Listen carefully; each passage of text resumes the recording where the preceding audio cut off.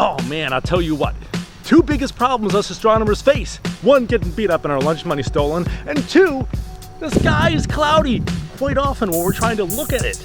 Now if we're trying to mow the lawn, the sun will be beaten down. So what we do? Talk about gear. Now today, we got some new binoculars for the observatory. So we're gonna be walking through some of the specs and breaking it down so it'll make sense, and then you too can join the Optical Snobbery Club. And you might say, Josh, I don't care about specifications. I never understood them anyway, and that's just for nerds.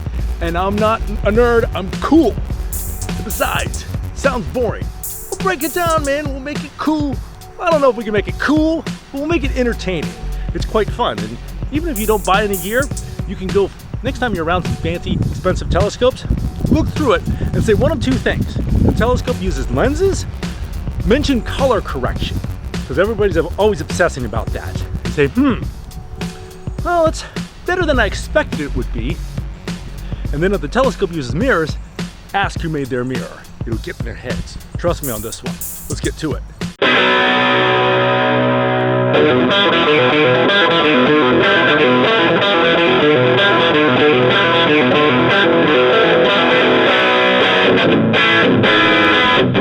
Okay, so we're talking about how binoculars work, and we're reviewing the Pentax versus the Sky Genius. This one costs 10 times as much as this one. And when I watch YouTube videos, I'm like, get to the point, man. So what's the point? Is this one better or this one? This one's better. Absolutely. It costs 10 times as much, and you always get what you pay for with optics. But this is really good for 25 bucks.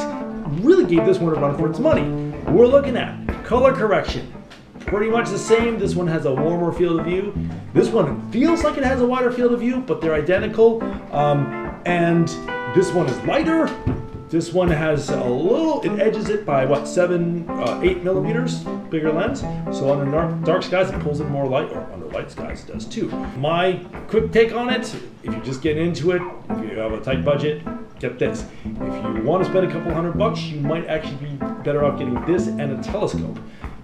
That's my take. Some more details on what's going on. If I'm going to do astronomy or go bird watching, whatever, which one am I going to take? This one, of course. I already have it.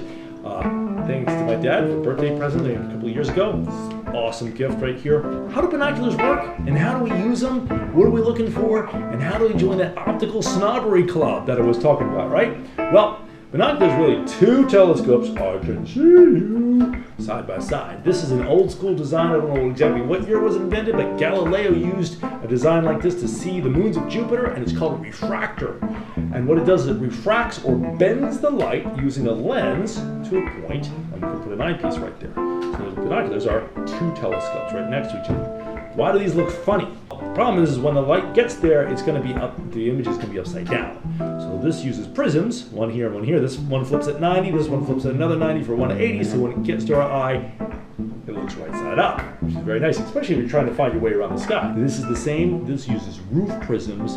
This is a little more expensive design, but not always. A little more compact, which is nice if you're looking a lot or walking around the woods and trying to track down birds and you're missing lunch money. Well, I say that I'm a bird watcher. I can say that. Next thing we're looking at is color correction. So when the lens bends the light, what happens is sometimes the light focuses at slightly different points. This is a problem because if you look at something that's really high contrast, let's say the moon or a planet, one side is going to look, it's going to have this red fringe, and one side's going to have a blue fringe, depending on the lens, and that's called chromatic aberration. And I hate it, can't stand it, but you got to spend a lot of money for no chromatic aberration. These have chromatic aberration, these have chromatic aberration, and they're really about the same, which is pretty crazy considering this is 10 times the cost of this one. That's one of the things you're looking for. Another thing you're looking for is field of view. How much sky can you see at a given magnification? Guys, identical field of view. I don't know exactly what it is, but it's the same. How does it look? I took these out to the mountains. Man, awesome stuff, man. The Andromeda Galaxy, a lot of the Messier objects, we'll be talking about those later. You can see the Veil Nebula with both of them. This one actually edged the Pentax out a little bit because it's bigger lens, so more light gathering capability. Next question, how do we use them? Okay, well, a lot of people say don't, that you just go like that. Yes, but if you go like this and you're like, this hurts, this doesn't look right. Well, make sure the lens caps are off. I always forget that, like, something's broken with this. Something broke with my head, more like it. What we have is we have a main focuser in the middle. We also have a little focuser right here. because our eyes aren't the same usually. So you look at the sky, you bend them so they're comfortable for your head. If you're wearing glasses, you can pull the little eye cups down if you want to. So get all set, and you're looking at things. Looks like I'm looking at my neighbors. Okay, freaking out the neighbors. You go like this. Close your right eye. That's the adjustable one. Use the center focus wheel, get it in focus, open your right eye. Oh, that feels strange. And you move the right focuser, the little eye cup there, down to the crystal clear, and start observing. Now, big advantage of these guys, they're gonna last longer because they're waterproof and fog-proof. These are decidedly not. With any optical system though, you wanna take exceedingly good care. Do not touch the lenses because it's gonna leave a fingerprint on it. If you do touch the lenses, don't use your shirt or tissue or spit on it or whatever. That's a whole lens cleaning thing. We'll do another video about that, but just leave it alone right now. So you don't want to touch it. Keep them capped. Keep the dust off of them. Keep the rain off of them. Unless they're fancy dancy, still keep the rain off of them. Let me know if you have any questions. And the main thing, get out there and start looking. That's what it's about. It's not about the gear. It's about the stars, man. Remember that.